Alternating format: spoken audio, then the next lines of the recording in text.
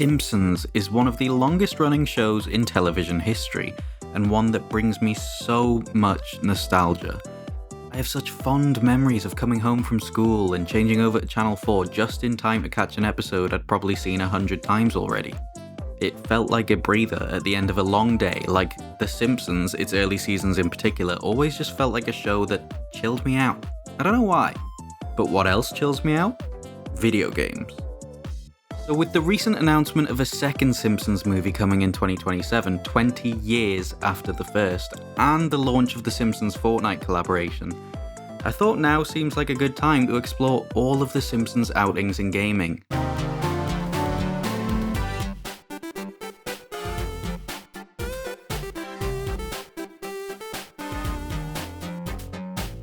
The Simpsons, it turns out, has a pretty large catalogue of video games. When the franchise first ventured into gaming in the early 90s, Bart was by far and away the most popular character.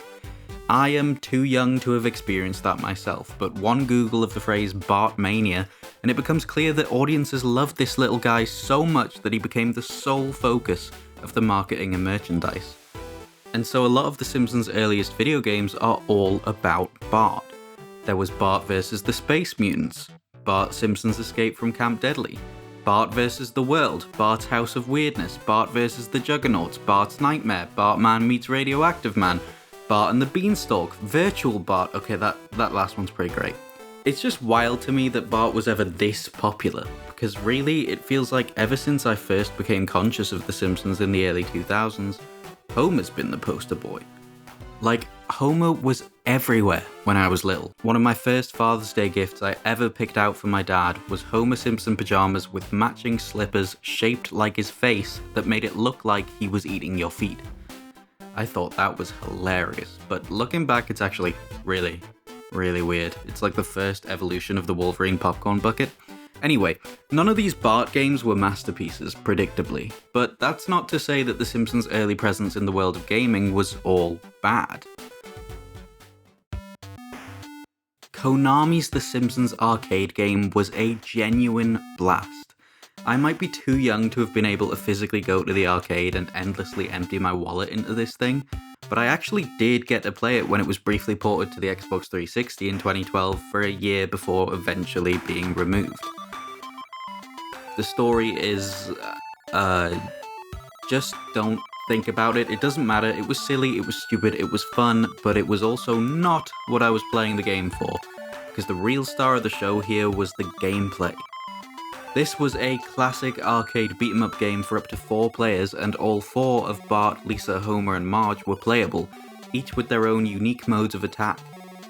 My personal favourite was always playing as Marge, who wielded her vacuum cleaner as a weapon, which, extremely coolly, has been included in the new Fortnite event as a pickaxe. The game was addicting, it was colourful, it was littered with Easter eggs and love for the show, and it might not have been the most expansive video game of all time. It was an arcade game after all. But it had the most important thing in video games going for it. It was just good fun. In the late 90s, the franchise spent some time working on some really cool, unique PC games that I unfortunately never got the chance to play.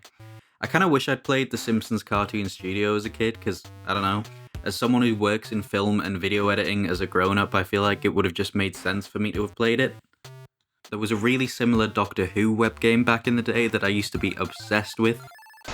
Hello and welcome to the Trailer Maker. We're giving you access to all our best bits, so let's see how creative you can be. Now it's your turn to tell a good story. Good luck. So I think I would have really liked making my own Simpsons episodes.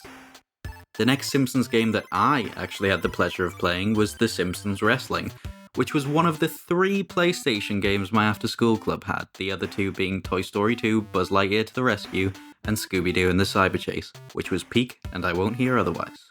Now, listen, I know The Simpsons Wrestling is ugly, and janky, and hated by at least 99% of those that played it. However, this went crazy at After School Club. I mean, I had some of the fiercest multiplayer battles I've ever had in this game. Full-blown arguments were settled in this game, and even more were started. This was like our After School Club's equivalent to Smash. You see, the way my after school club worked was it was split into 2 rooms for 2 age brackets of kids. In the first room, the youngest kids got the PS1, some VHS tapes, and old Thunderbirds toys. But in the second room, that was where the video games were flowing. The older kids got everything. And so when I finally graduated to that older age bracket, I was finally able to play on the PlayStation 2. And one of the first games I played was The Simpsons Road Rage. And this was like jaw-dropping compared to The Simpsons Wrestling. I mean, it felt like the first time you wear glasses with corrective lenses in. I was like, I can see. I thought this game was beautiful. It was like Crazy Taxi meets The Simpsons, and it was a whole lot of fun. And I thought it was the best game ever. Keyword being thought, because as I continued through the pile of PS2 games we had, eventually I found something far, far better.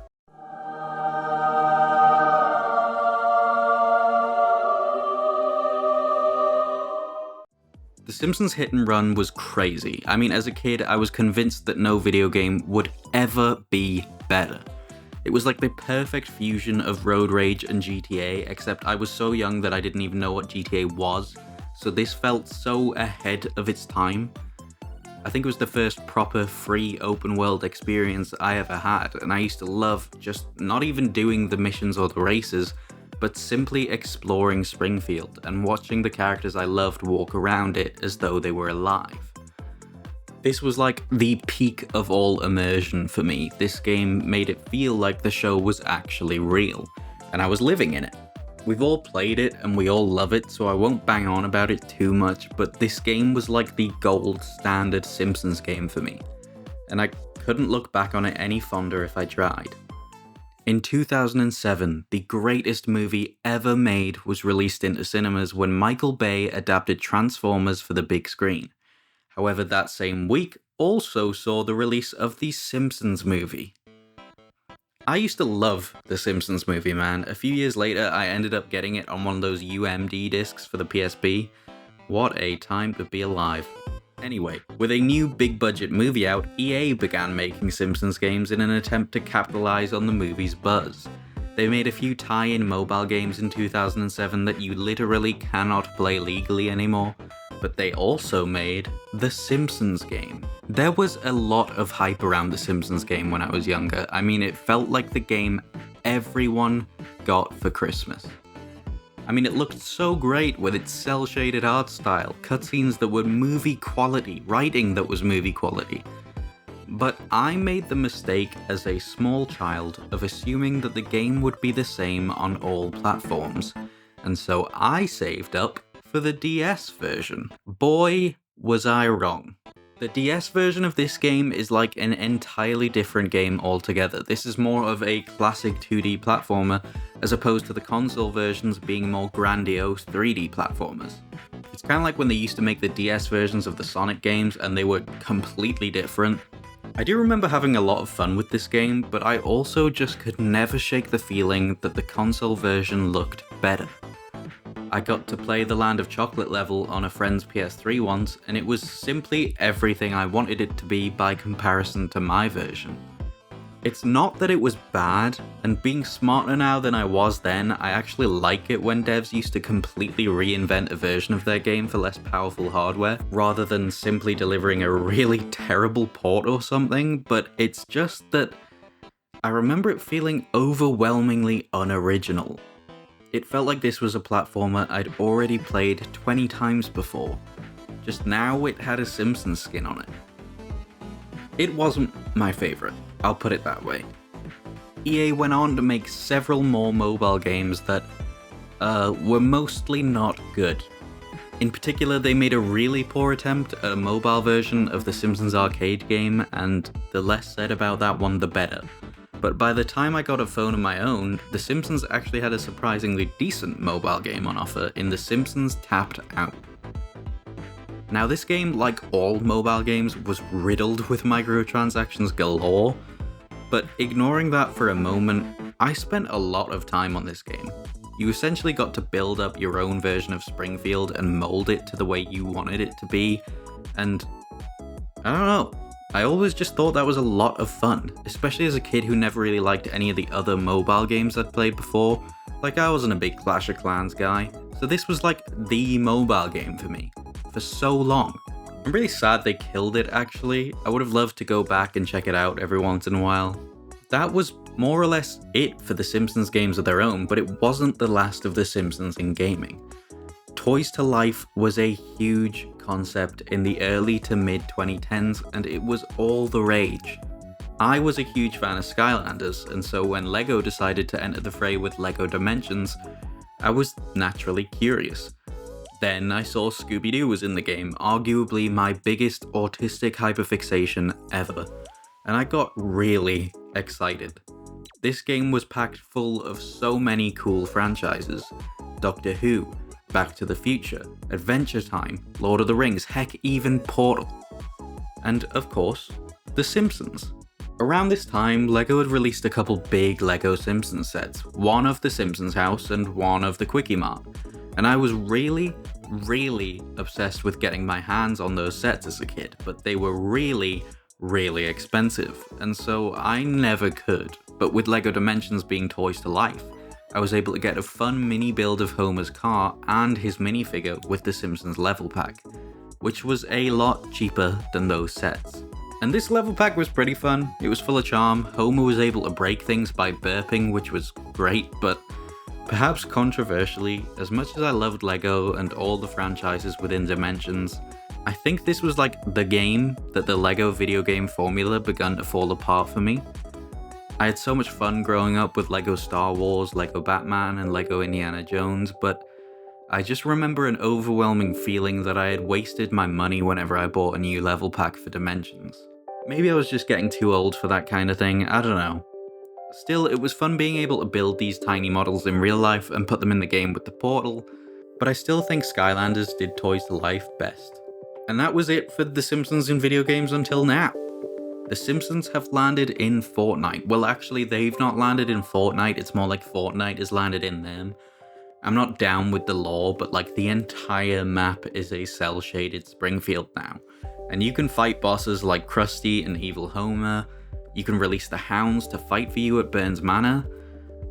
I'm not a huge fan of Fortnite. In fact, until a month ago, I hadn't played it in years, but I've been playing a little bit recently after they added the Scooby-Doo skins that I spent way too much money on, but I literally cannot not own a new Scooby-Doo thing. It's an extremely worrying problem for my wallet, and I've been having a bit of fun actually. More so because I've been able to play with my girlfriend and other friends, and I'm still not really a big multiplayer guy. I've always been a single player first kind of person, but it has been fun. Especially when I've been struggling to juggle so much in terms of work-life balance and feeling really alone sometimes these last few months. It's been really sweet to be able to play with others and just have fun again.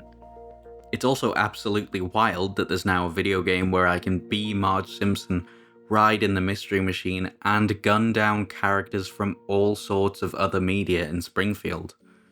I will say though, I have never felt more old and washed than I do playing Fortnite. Really, genuinely, I do not know what they're putting in school lunches these days, but these kids are wiping the floor with me regularly. The event has been surprisingly big, actually. Like I said, I hadn't really played Fortnite in years before last month, so if this is all just standard for Fortnite now, I wouldn't know. But the amount of people playing and talking about it right now is absurd. I mean, I didn't even think The Simpsons was this popular anymore, but clearly so many people have been drawn back to Fortnite because of it. It's been really great to see, actually. I don't know, The Simpsons games just kind of feel like a relic of a time long gone. It's like that with any movie tie-in games, people just don't make them anymore. And I miss being a little kid whose only concern was which movie tie-in game he was going to ask for from Santa that year. Oh, life is just so crazy. It feels like back then I was so full of hope and wonder about the world, and now I feel the opposite. Not all the time, but sometimes. I don't know. Life's just been difficult lately. Well, life's been difficult ever since I was a kid playing The Simpsons and Scooby-Doo licensed games. That's all. But it can be a lot for many of us. And I don't know why, but it's just really helped these last few days seeing so many people excited to play a Simpsons event in a video game. It just sort of feels like, just for a moment, we're all playing being kids again.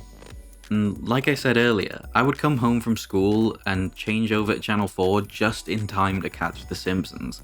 And it was a way for me to decompress and just chill out. And it might sound stupid, but I just think it's sweet that this silly little event is here all these years later, offering me something similar. So yes, The Simpsons have some truly weird appearances in video games, but they've also had some really wonderful ones too. Thank you so much for watching this video. It has been a real long time, and I had been working on a video and it was actually even finished, but I couldn't really bring myself to release it for whatever reason. I was in a slump, I think, and I was so busy with all my more pressing responsibilities that I never really stopped to address it. And then I saw someone else post a video very similar to the one I'd made, and it was also way better than mine was, so I don't know. I'm not sure if that'll ever see the light of day, but I want to get back to making videos regularly again, so I made this one instead. I hope you've liked it. If you would like to see me gush about Scooby-Doo video games, let me know, and maybe I will put out that video. But it just feels a little late now since I missed Scooptober. Thank you guys again for watching this video. If you liked it, please do consider sticking around and subscribing. And let me know down below if you have any memories of the Simpsons games, or if you enjoyed any other movie licensed games.